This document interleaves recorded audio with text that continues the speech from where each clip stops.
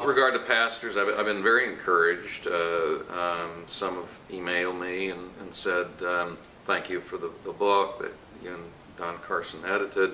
When I'm preparing the sermon, I consult it if I have a quotation or even a clear allusion, and that's great. And then the handbook will be able to teach people, well, help them with an approach to how actually to interpret the Old and the New on their own. It's the handbook on New Testament use of the Old really is the how-to behind the commentary. We asked our contributors in that volume to follow that methodology that I lay out in the methodology section in my handbook, and then it's the approach that lies behind my New Testament biblical theology, which is really a subtitled Unfolding of the Old and the New, so it's on Old and the New as well. So this is really, I wanted to write this. This is a how-to book. I've been teaching Old and the New since 1985, and a lot of this are just a downloading of my notes into handbook form of what I've been teaching students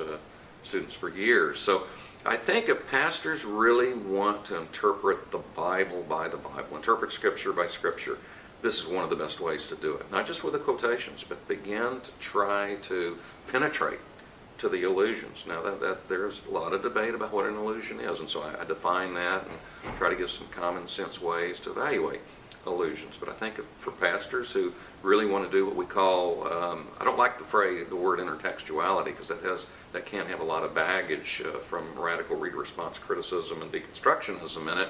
I like interbiblical exegesis. If students really want to see how later parts of the Old are interpreting the Old and New, interpreting the Old, then I think to extend their study to allusions will really not only impact their seminary studies, but also pastors. I think it will enrich, give their sermons a greater depth of interpretation in the text, and therefore it's a wonderful way to actually relate your text to the earlier parts of the canon and even later parts of the canon, because even later parts of the New Testament refer to earlier parts of the New. For example, the book of Revelation not only refers to the Old, there's a lot of use of the gospel traditions in it.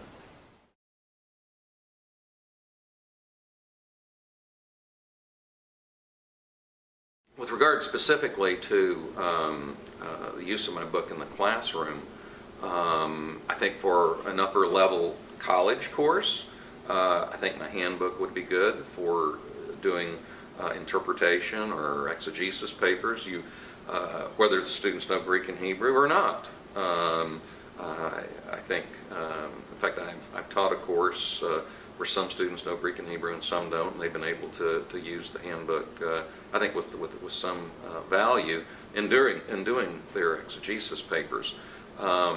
So again, if you're interpreting a text, maybe there's not a quotation in it, but there might be a couple of allusions, and if they're clear allusions, if you can substantiate that, and I think there are ways to do that, then that's going to enhance the interpretation of your text, and it's going to help you to see how Scripture relates to Scripture, and not just be atomistic, or that is too narrow and looking only at your paragraph in the light of the immediate context or even the context of the book. So for seminary students, of course, this is enhanced even more for those who know Greek and Hebrew, because I have a section on how to compare the Masoretic text with the LXX and its variants, and the New Testament and even the Targum.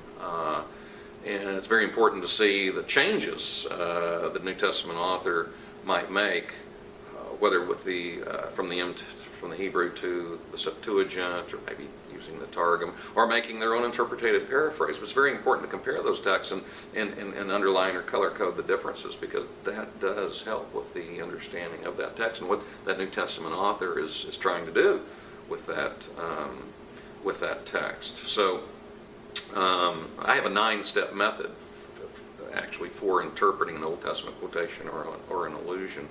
And that one whole chapter, it's on the approach. It's called Approach to Interpreting the Old and the New. And that method actually can become an outline for your paper. If you're doing just an Old and the New paper, it can become the outline for a small section if you're just doing it within an exegesis paper. So this is one reason I wrote this book. I really had a vision that beyond my own students who I'm teaching this method, before I published the book, I felt enough students said it was valuable to them, so I wanted to have a wider exposure.